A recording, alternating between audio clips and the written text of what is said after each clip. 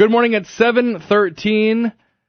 Welcome back to Acadiana's Morning News with a special guest this morning, Lafayette Parish and we're Sheriff. not in trouble. Yeah, we're actually not in trouble, which is always nice. good. I think you guys might be in trouble. I don't know. I came here. I heard there was something going on. I wanted to come keep an eye on y'all. So. Lafayette Parish Sheriff Mark Garber. Good morning. How are you? Good morning. Glad to be So how here. are things going? What are we just about 5 weeks or so in? That's right. Officially. That's right. right. You had a long time to wait to be in it. I'm sure you felt like you were in it for way longer. Well, we've had a long transition, and I had full access to the sheriff's office. I actually had an office in the main building, so the transition was anticlimactic in a lot of ways, and it was a big relief in a lot of ways for not only my administration but also for the staff across the board at the sheriff's office because it's hard on everyone to wait that long to finally switch over. Right. That brings nervousness, anxiety. That's just normal stuff that you Correct. feel. There's books written on it. I was given a couple of books by the outgoing director of corrections, Rob Reardon, about transitions in large organizations. So it's a well-known phenomena. I'm glad we're past it. Yeah. And it's we're rolling really fast now. Morale is high, and we're accomplishing a lot. Well, that's one of the things we wanted to talk to you about. What is the feel around there? Everybody feels pretty you came in here this morning. Now, you're always full of energy. But it was like, oh, my God, double the trouble this morning. Okay, so you're really excited to go to work every day. You got to love that, man. And I just came from the gym, too, so that helped. Well, see, I don't know that word gym. I've never heard I was about of to say, that Mark, word. if we required that of every guest, we would never have guests. It would just be you over and over and over. So what about some changes? I guess you being in it officially, there has to be some things that you've seen now. I don't know if it's things you didn't expect or expected that you're kind of working to change. What are some things on the horizon here for the Sheriff's Department? Well, on a positive note, what we did by combining and consolidating chains of command and not filling some vacancies of senior positions that retired, I was able to put 34 more deputies on patrol. This is without any additional hires. This is existing manpower, reallocating them to be 911 responders instead of in a specialized unit. Now, we're still performing the functions of those specialized units. There's been no change in service, but what I've done by combining and consolidating is that, I told my transition team, by way of example, I'd rather have 2 deputies on the street patrolling than a captain, if we can do without it. And we found ways to consolidate, because just like any business in Acadiana, the sheriff's office is facing a financial shortfall. We have to do more with what we have. Yeah, absolutely. I don't have the option to just hire a bunch of more people. So that's what I want the listeners to know, is that we've taken our resources, we reallocated them to match the situation in front of us. And that gives my patrol commanders more flexibility. For example, if my patrol captain wants to put guys in plain clothes, if he wants to put them on a certain spot because of our analytics, it's telling us crime is more likely to occur in this area, vehicle burglaries, thefts, things like that. We have the manpower now to better address those problems. It's not perfect. We still have people on military leave. We have people on, going to different things. You never are. You have in a work environment. Right. But we are way ahead of where we were, and that equates to better morale across the board. Now, it's not like there was any shock, July 1st rolls around, right? In the sense that you had all this time to transition. But was there anything when you started looking at this whole place and the whole, parish itself, was there anything that kind of shocked you or that you thought was really different from what your perception was maybe early on? No surprises. I thought about it. We talked a little bit off the air about that very question, and I can't think of anything that's been a true surprise other than the law enforcement deaths that have happened lately in Dallas and in Baton Rouge.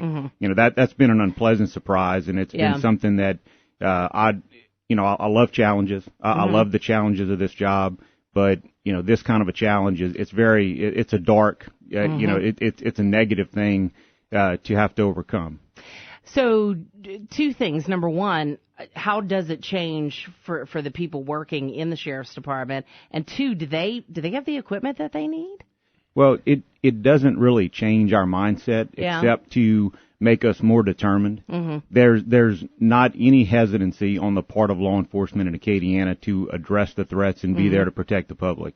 And that's what these terrorists, and I call this is domestic terrorism. They don't get it. We're not going to stop protecting the parish. We're not going to stop protecting our home turf because the police live here. We're part of the community. Well, sure. Yeah. Our kids go to the same schools. We go to the same churches. We go to the same grocery stores. We are not going to stop protecting this land. But what we will do is we'll change our tactics and will become more difficult to take out. We'll become harder to kill. And that's the mindset of my deputies. We are ready to confront the threats, whatever they may be coming at us. And I know that we're going to face more challenges in the future. Yeah.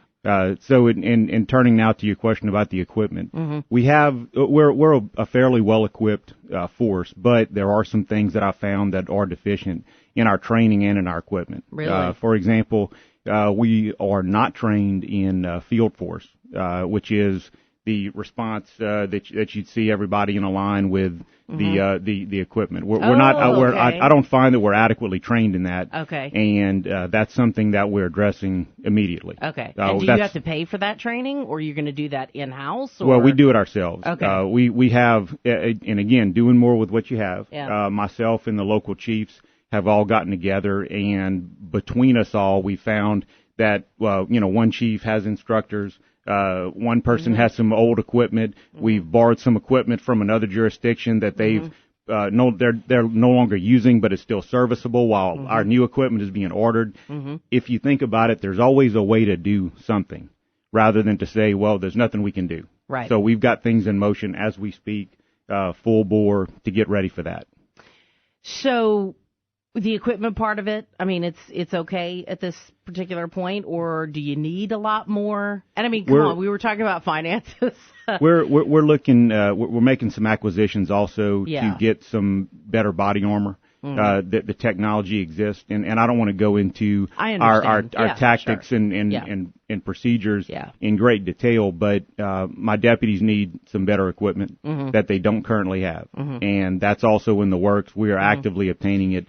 In fact, there's been a movement by citizens in the parish to actually gather money together, and I've already made the first order from citizen donations, about $20,000 worth of helmets and vests that'll stop rifle rounds.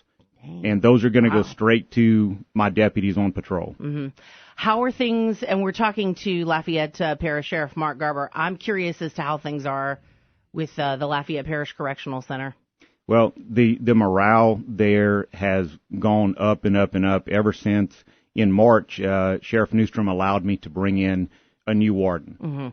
And previously we didn't have a warden for a number of years. We had two captains who jointly managed LPCC and were supervised by Director Reardon, who had so many responsibilities across the board.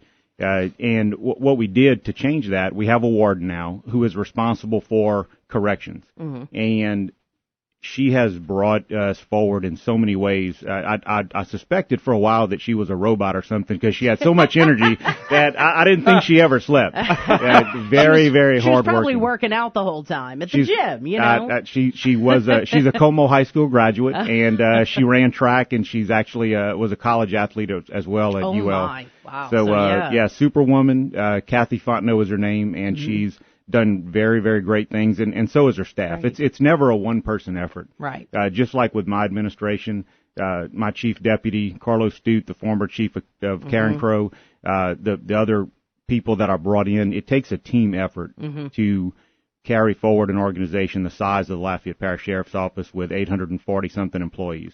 And so the Correction Division, which is about 500 employees strong with all of our programs, is made up of a very dedicated staff of people, and we're moving forward. We've gotten a lot stronger in our manpower, which equals better safety for the staff in LPCC.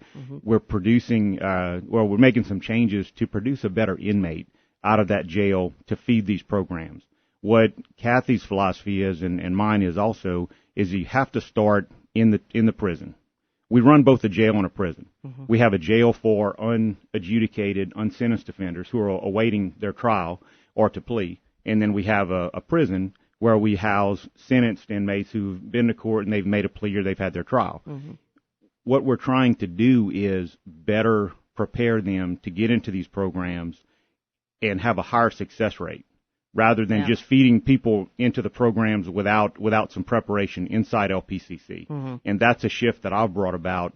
Instead of looking at these programs as the central focus, you look at LPCC, the main jail, as the central focus, and if you improve the environment there, you produce a better inmate, which in turn translates into a higher success rate in these programs, which is ultimately what we want. We want more bang for our buck. Yeah, absolutely. As we wrap up with Lafayette Parish Sheriff Mark Garber, what any more outward signs of change on the horizon? I know we had the uniform change. We heard your interview, and we actually played it in the morning after you interviewed with Dr. John and Ken Romero in the afternoon. We played it the next morning.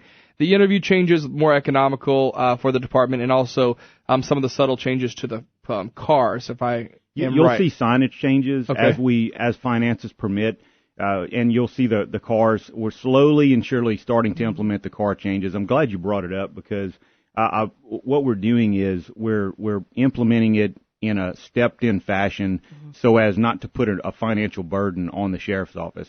We have cars that need to be marked up, and they would have been marked with the old markings regardless. These are cars that are replacing aged cars in the fleet. Okay. So those are the first ones that get marked. There's some that have the new markings on them for a short period of time. As soon as those start to deteriorate, when I see them peeling off, we're replacing those with our new markings. What happened, the markings were part of a one bid contract to do the whole car, the lights, the cage, all the equipment. So you would get, they were obtained online from a vendor in Michigan or Minnesota or something like that. What I'm doing is I'm using a local vendor, the same person who does the Acadian ambulance markings. And so this is our tax dollars being spent here in Lafayette Parish with a local vendor. And now I've got someone who, if we damage a fender, instead of having to order the whole decal kit, I can get just that fender part or just a letter or just a number. So it's actually, again, this is a way to save money. But I want the listeners to know that we're not just going across the whole fleet, and tomorrow or within a month you shouldn't expect to see every car remarked. Yeah. Because to me that wouldn't be efficient. It would be wasteful economically to do that. Really great information. Yep. We appreciate you coming by this morning. Thank as always. So much. Great spending time with you. Yeah, and when we don't have any energy, we're going to call you. Yeah, we'll meet you at the gym. Yeah, we'll meet you at the gym. But, it actually sounds like a perfect excuse. Next time I'm running late, I'm just going to call and say, I'm actually with Sheriff Garber at the gym. We'll just do a live remote at the gym. There you go. Yeah, I'll be sitting down doing the show. Y'all will be using the gym equipment. All right, 6:26. Bernie has news, weather.